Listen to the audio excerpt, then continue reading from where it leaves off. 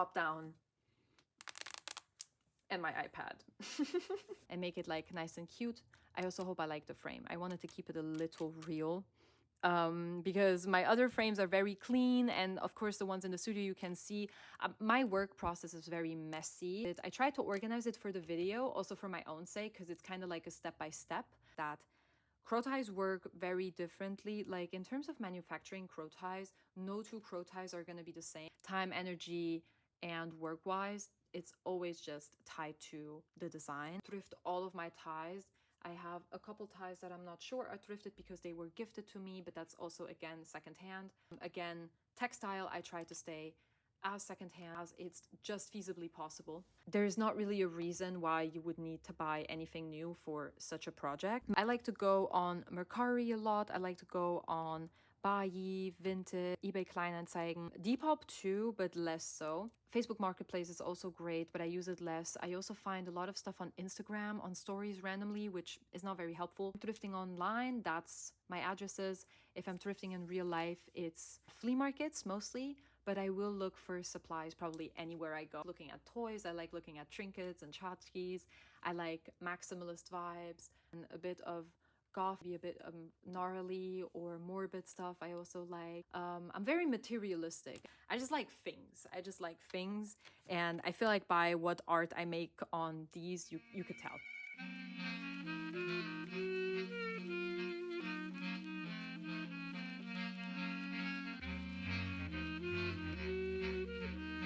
The crow ties of it all is I make these to salvage materials. That's how it all started. I tried to like find a balance with it. Like some of these are fully thrifted. I also at some point talk about materials specifically for this tie. I really want to talk about the making of and process of this crow tie. Really nice also to see for me and for you how long something like this takes in terms of time and making and manufacturing. Treated this more like a painting and an art piece rather than a fashion product. So if you want to see how I made this crow tie, you should keep watching.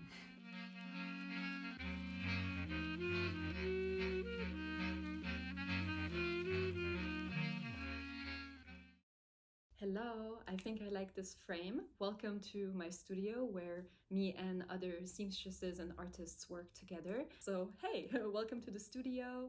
I'm Mari from Studio Pins and I make crow ties. And today we're gonna start making one. Also, we have random dog food here because one of my colleagues has a dog. There's always a little bit of food. And his bed is, I think, behind the mirror right there. I really like the vision of this crow tie. I mean, we're starting like trinkets and opulence and gold and the influencer person I'm sending this to, I reached out to them to make a crow tie for them because I really love their style. So today is July 2nd. It's currently 1:20 p.m. And today I want to, first of all, create some content with the tie. So I'm gonna make my usual, you can see it in the back here. This is my setup. I have a top-down tripod. You can't see it here, but I think you can see that well. It is weighted down by a water bottle because it's a very cheap tripod and it's gonna fall over as soon as I put my phone, on there. So then I cover everything with a backdrop, so just the empty tie, and put each and every single element on there one by one and take a picture in between. So in the end, if all goes well, I can make a little stop motion animation of this tie sketching process. I call this the sketching process. Then once I start sewing, that's the manufacturing process. What I also brought, it's not necessary, but it just makes it a bit easier. This is my remote control to control my phone, so I can take pictures without having to click the button manually every time. The only thing with this one, sometimes it doesn't work that well, so I have to still double check that it took a picture for real, but we'll get there when we get there. So yeah, I think that's all I'm gonna give context to right now. You'll see what I'm doing. So let me set you up and get started.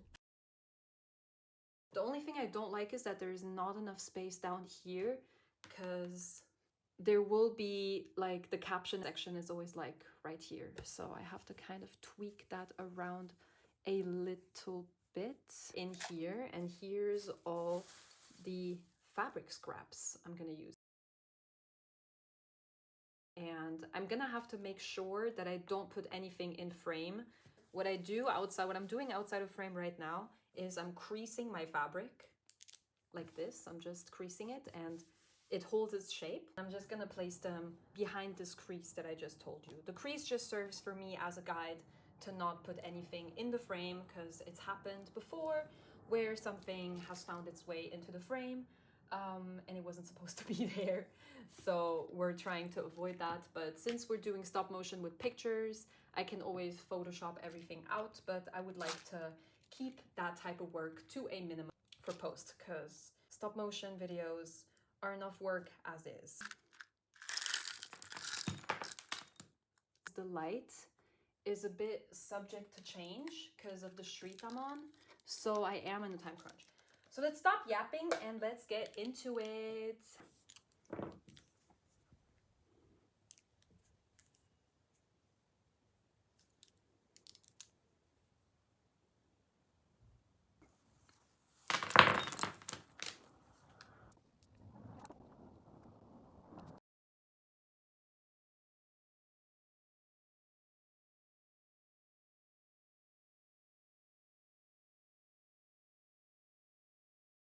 Okay, so this is about an hour of work. Yeah, all hand sewn, about an hour of work. These are to go, and here are all the charms. And since this is not my usual workstation, as you can see in the background, there's other stuff, I'm gonna clean up my space here and bring it upstairs, because usually I work up there, but today, because of filming, natural light, this is the one window we get natural light from, I needed to be here. Oh my god, I didn't see them, but they were right behind me. So here's my little scissors and my little tweezers. These save my ass when I have nails on. They're probably the only reason why I can still sew with having nails like this. And obviously because I do have the skill. I've been sewing for a couple of years now, especially hand sewing. But when I have long nails, it's the tweezer. The progress was not as crazy as my goal was to finish all the fabric patches today, but considering the fact that I filmed for 1 hour and that took a lot of time because there was a lot of details. Fine, I think if I had that 1 hour extra, I might have been able to finish fabric details, but that's okay. I'll finish it next time. So yeah, this is it for today. Still many hours to go. And yeah, I think I'm gonna cut the vlog here. See you in the next vlog.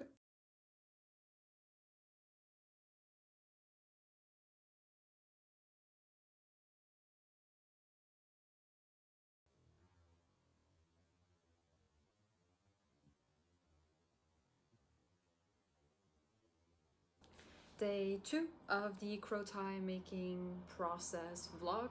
Welcome back to the studio. Say hi to Mr. Rat.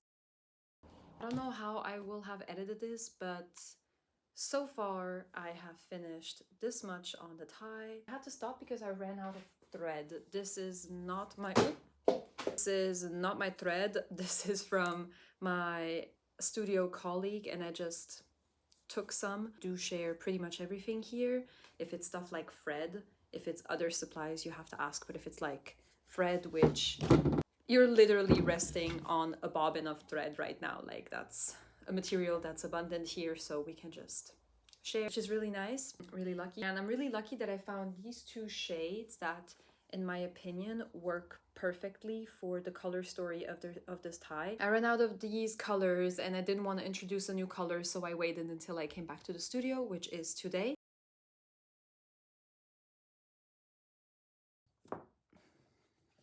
Like, the cat hair is everywhere all the time. Which is another reason why I'm so happy and lucky to be able to work in the studio, because I can just escape the cat hair. What are the plans for today? This is the full tie. As you can see, we are already up here, and I only have, yeah, what looks like to be 2 patches to sew on. And I, turns out, didn't do this patch in the way that I was actually planning on doing it, but that's okay. I can kind of finesse it by putting this element with the eye a bit higher up. Maybe I'll have a bit of this green of the original tie fabric showing through, which I also like. Let's see. So today the plan is to finish the fabric. So I only have 2 more little patches up here. This eye frame patch right down there. Then I can continue with the next step, which would be the charms already. I want to say I've spent around 3 hours working on this. So let's see how much time this fabric part will take and how much I can get done in terms of the beads. And yeah, I think that's all I wanted to say. Let's get started. Oh my god, I'm very tired because I'm also on my period, so I really don't know what I want to do. This is the time right now. We are at 3 p.m. I just finished the fabric, which I didn't think was going to take that long, but I always think it's not going to take that long, and then it does. So in the end, I did not add a patch here because I feel like when I get to this point, I'll decide spontaneously if I want to add a patch or if I want to keep it like this and just have the, here's the gold pin, and just have the gold pin be like this. So it's not like framed like the eye, but maybe that fits the vibe more than having 2 things next to each other that are like in a frame. So I may actually just leave it like this. Why this came to be is because I want the edges to be all in the back.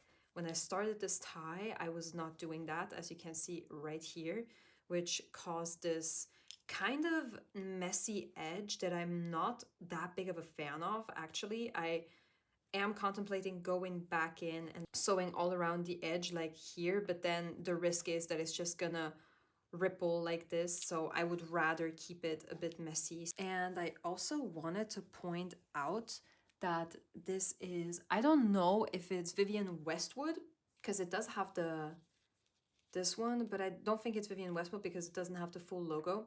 I feel as though this brand is used by Vivienne Westwood. I remember this being like maybe €5 or something. A 100% wool tie, handmade and made in Japan. Really, really cool. What I also wanted to do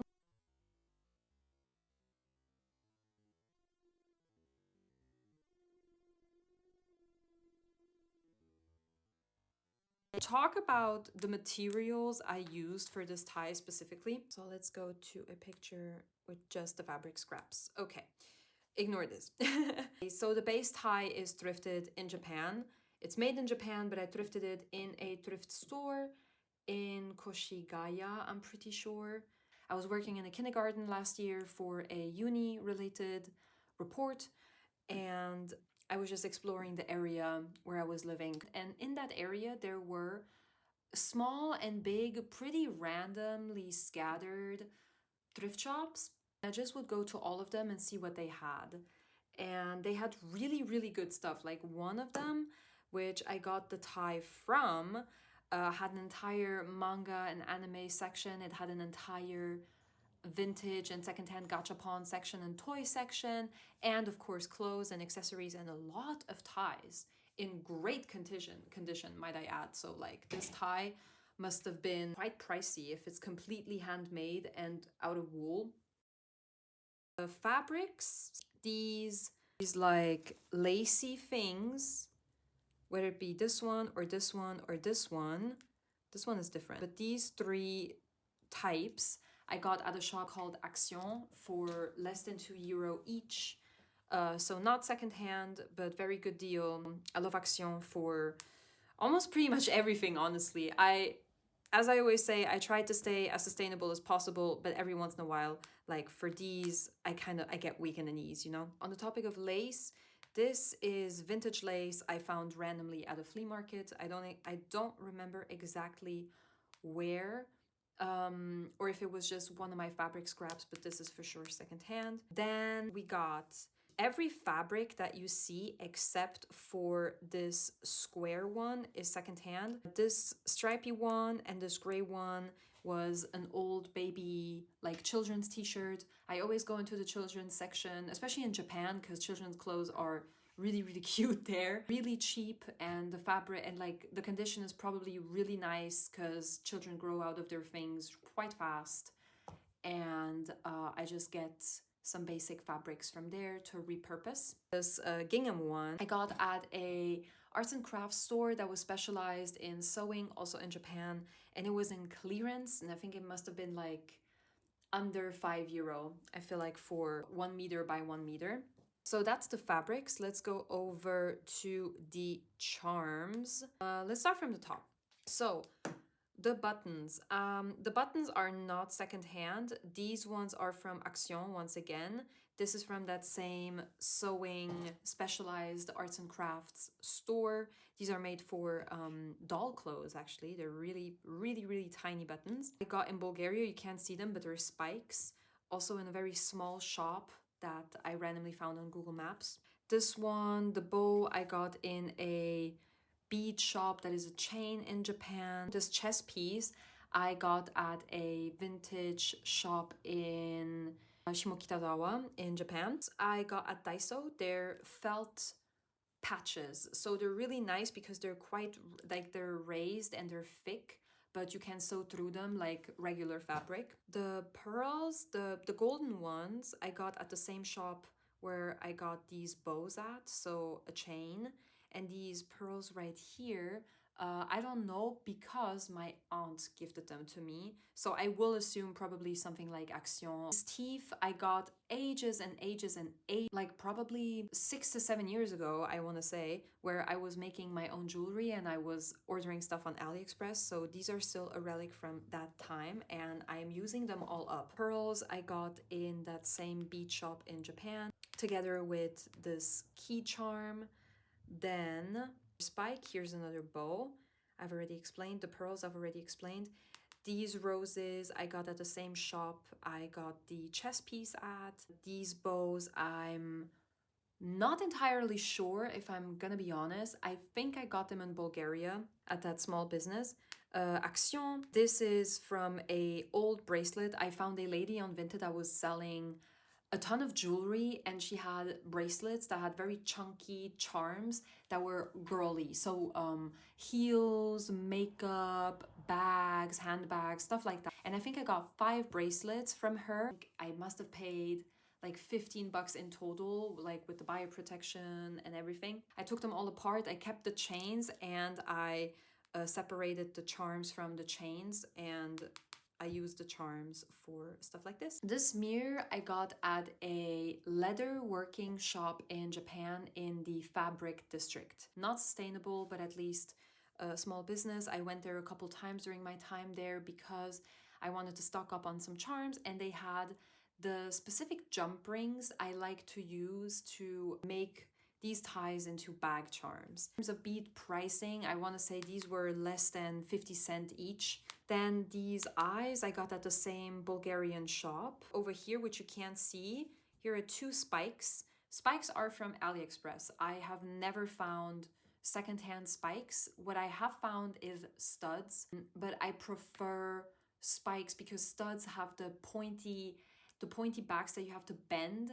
And if you don't have enough, especially for a fabric that's thick like this, to bend it in, but you won't be able to bend it inwards in a way that the spiky end is not accessible from the back. So I prefer a spike, but I don't really get lucky with finding secondhand spikes. So one day I just decided to get a bunch of different designs on AliExpress, which are these ones. So on one hand, I have like these tall ones, and on the other I have these more baby ones. These are the same beads from before. These are the same beads and buttons from before. So we're left with this pearl, which is from that same era I got the teeth from. So AliExpress. These I'm pretty sure I got at a small shop in Okinawa in Naha.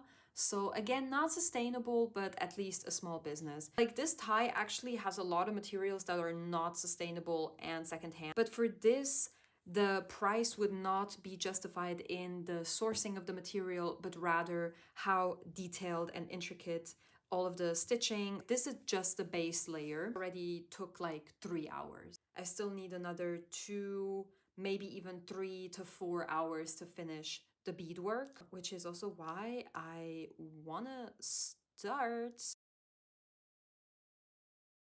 these 3 spikes through the thick ass fabric that is this tie. I'm really happy. And now I'm beginning the beadwork. It's 4 p.m. and I think I've been working on this for about an hour and a half. So let's see what I can get done today. And I'm trying to stay in the frame as much as possible.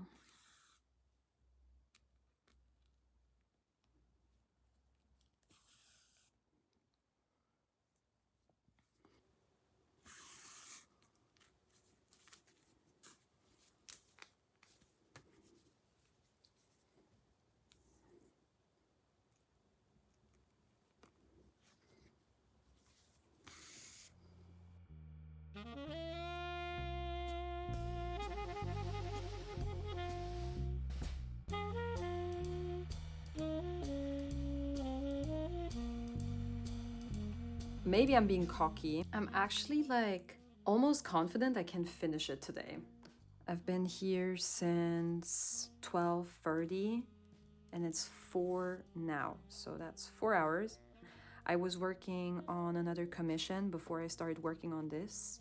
And obviously every time I film something, I have to set up and think about the frame, all of this. Like filming takes so much extra time. Because the thing is, when you do this for a couple hours, your hands and eyes start to get tired.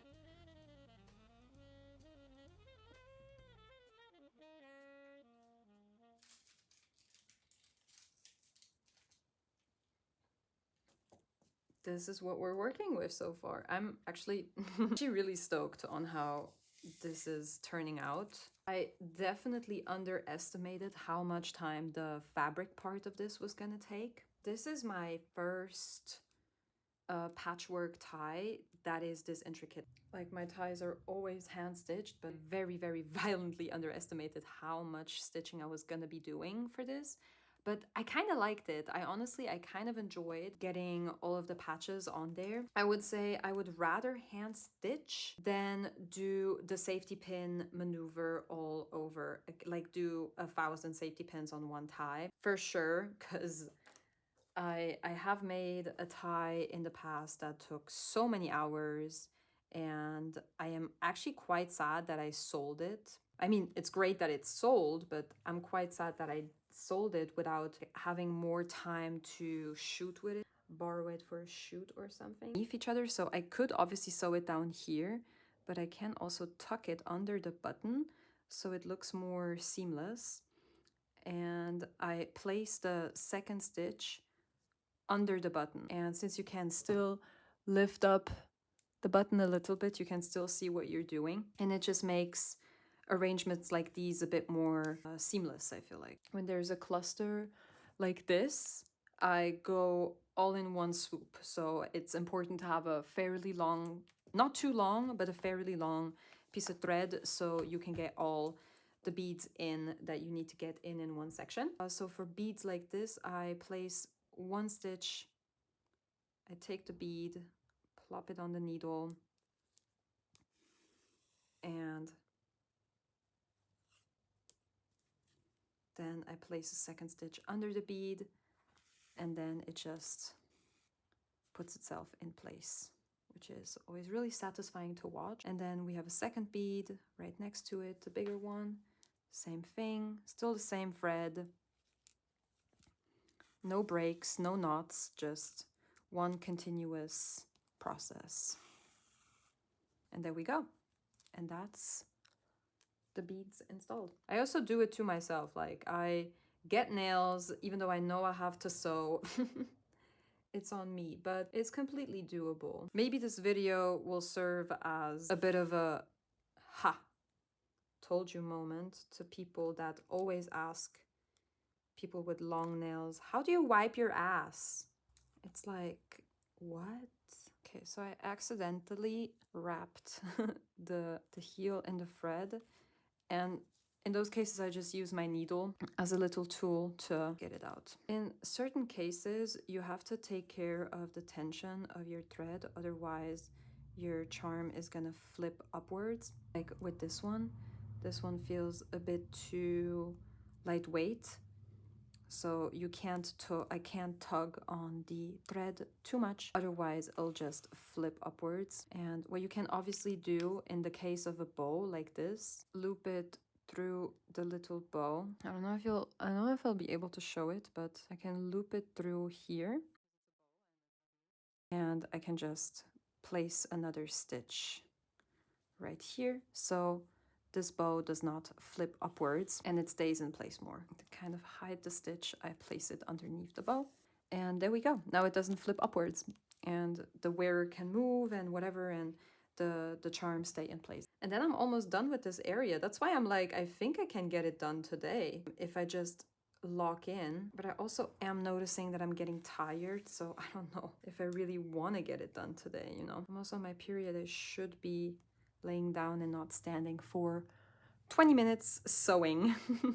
But I was sitting down a lot today, so I'm glad to stand up a little bit. Now, on the reference, it says to put it here, but I feel like it would look better here. Yeah, I think I'm gonna go with that. And to make sure that it's not like flipping over, I really hate when the beads, when I can't ensure that a bead is not gonna flip over. Because also, if it flips over, there's a risk of it ripping off because it's not gonna stay in place.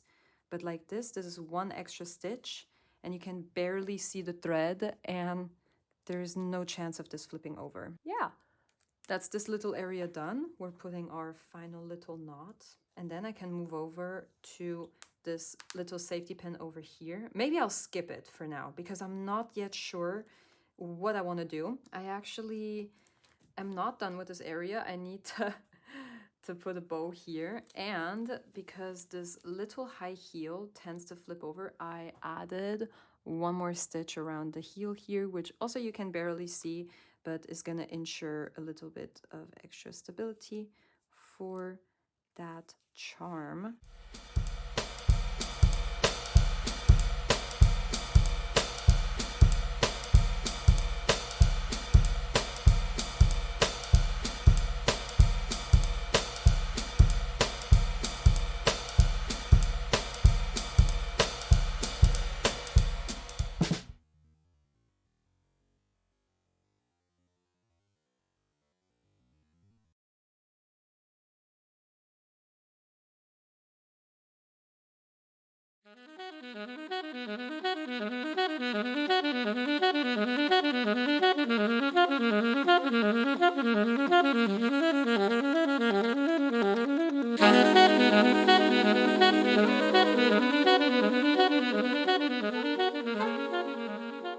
So here's my little outro. I finished this tie and I added some extra beads that I felt like were missing a little bit of extra gold because the person was kind of adamant about the gold elements.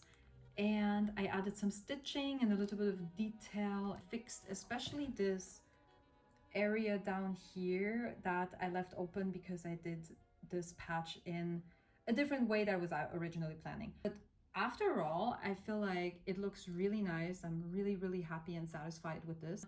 What did I learn during this time? If I do patchwork like this, that patchwork takes way more time than you would think. Only the patchwork layer, which just the fabric, no charm, took about 3 hours. So time goes into it. I have to make sure that I have enough fabric for the patches because I would like to always wrap them around the tie and not have any loose edges around the edges of the tie. Job. I'm really excited to send it to the person. They've been patiently waiting.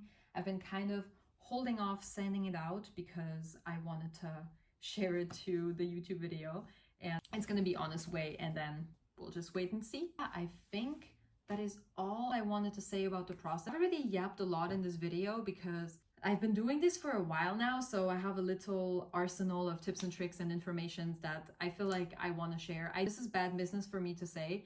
It is obviously cooler if you make your own. I think it's so lovely and precious that people are trusting me to make creations for them, and for that I'll never get over that probably. But my work ethic is to be sustainable and DIY and, you know, not go after the trends and the mass. And it would make sense for my clientele to have the same point of view and opinions and for them to just make their own. I'm also working on a commission sheet to make the process a bit more easy and more straightforward, less mysterious, because there's not really any clear information on my page. With that being said, if you want to have your creation come to life through my hands, I would be honored to do that. I take commission. If you're ever interested, you can DM me or email me here. As for me and this tie, I think we can call it a wrap, which is really exciting. I hope you had as much fun watching it as I had making it, and maybe see you soon in the next video. Take care. Thank you for watching. Bye